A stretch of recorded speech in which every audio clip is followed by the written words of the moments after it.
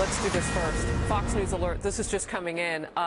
Kevin McCarthy has just dropped out of the House Speaker race. Yes. That's a bombshell. It's just happened. U.S. House Majority Leader Kevin McCarthy drops out of the race to be the next Speaker. Wow. That's just crossing now. Now, I have not been told this. Jay, tell me in my ear, our producer, our senior producer, but I'm guessing we're focused on this lectern because we're expecting at least somebody to come up and make this announcement. Perhaps it'll be Kevin McCarthy himself. That is huge. But that is what we're watching right now. We don't have a lot of details on this because, again, this is just happening. I started to have a completely different sentence come out of my mouth, and then it was this. Yep. A U.S. Representative Ryan Costello says McCarthy has dropped out of the race to be the next House Speaker. These are things that are crossing on the Associated Press wires and Reuters.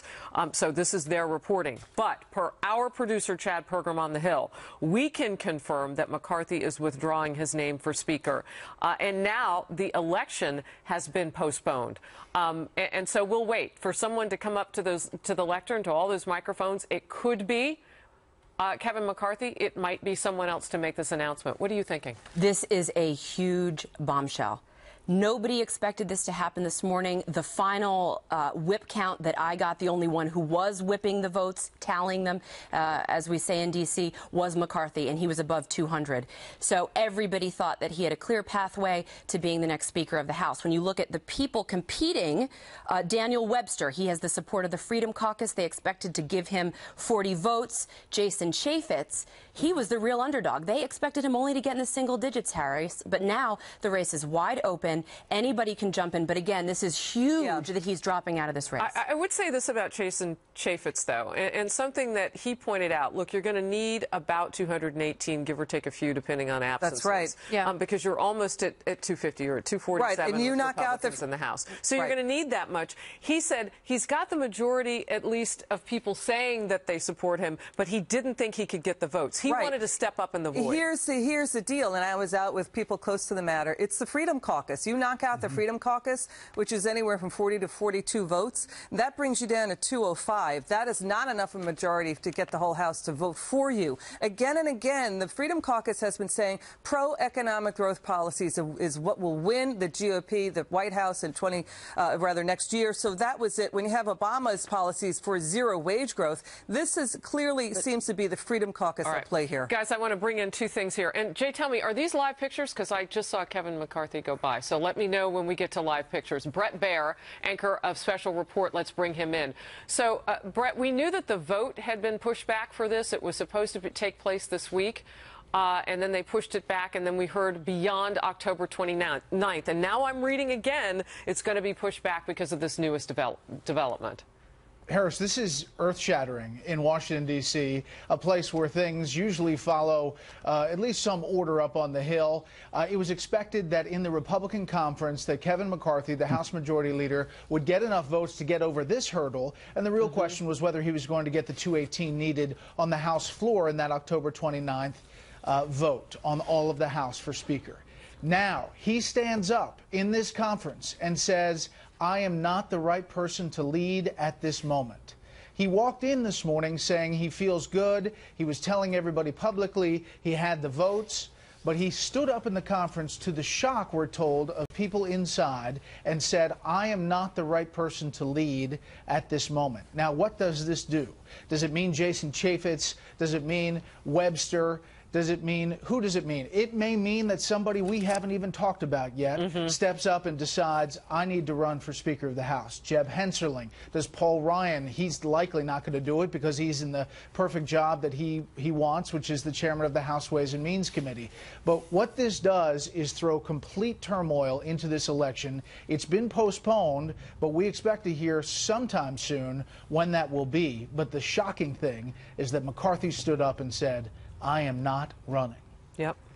Brett, it's Andrea. You mentioned Paul Ryan. You know, as I understand it, that Freedom Caucus went to someone like Paul Ryan that they feel very, very enthusiastic about, and he would not support getting in this speaker race. And I know you said he likes his job at the Ways and Means Committee, but speakership, could he jump in this race? And could you see maybe somebody else getting in? I mean, the names that I see are a Trey Gowdy, but the support is behind a conservative like a Paul Ryan. I mean, I personally would love to see him jump in at this point.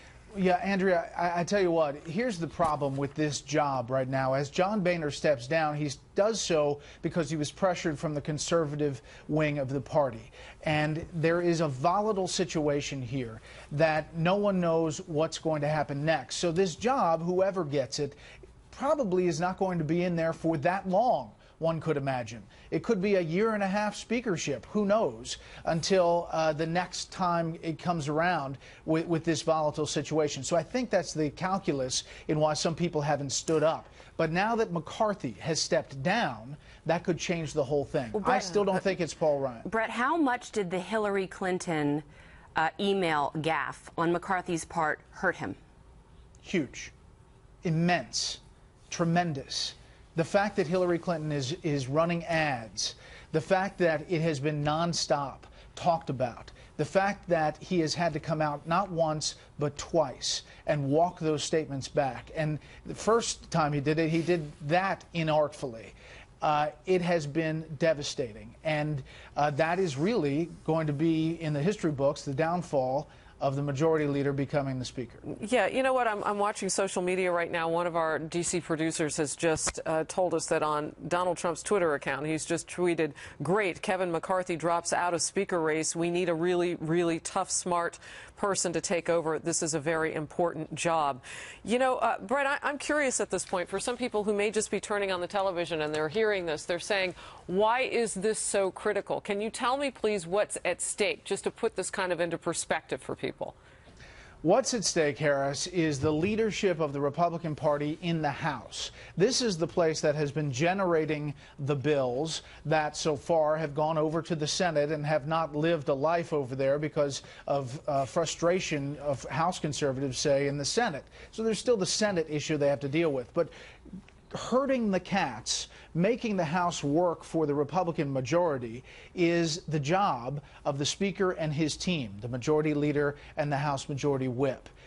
It is crucial to be able to do that so that the bills come forward, that they live up to some of the things they talked about on the campaign trail. The frustration, and I heard John Roberts talking about it earlier, out there, is that they haven't lived up to that and that they haven't been pushing back on the key issues they need to. How to thread the needle between the moderate side of the Republican Party and the conservative caucus is really finding a leader who can do that. Kevin McCarthy standing up today and saying, "I'm not the right person to lead," is a huge moment on Capitol Hill. All right, so our producer on the Hill, Brett, is telling us that, just giving us some of the flavor, things that are being said on the Hill. Everyone here is rattled, and you told us, Brett, that quote, "It is not my time," from McCarthy. You know, some are mum, some say it was a complete surprise. John, I want to bring you into the conversation here. What are your thoughts? Well, it shows that I thought that this was a sure thing a half an hour ago, and the sure thing was that he was about to drop out. So it shows just how fluid things are on Capitol Hill. I think Brett's right. You know, the power of the Freedom Caucus here to dictate or at least influence the Republican agenda, what happens on Capitol Hill, is enormous. Now, Darrell Ice is at the stakeout. Let's listen. All right, let's watch this. Voice as to who we can get to 218. Kevin McCarthy remains our leader.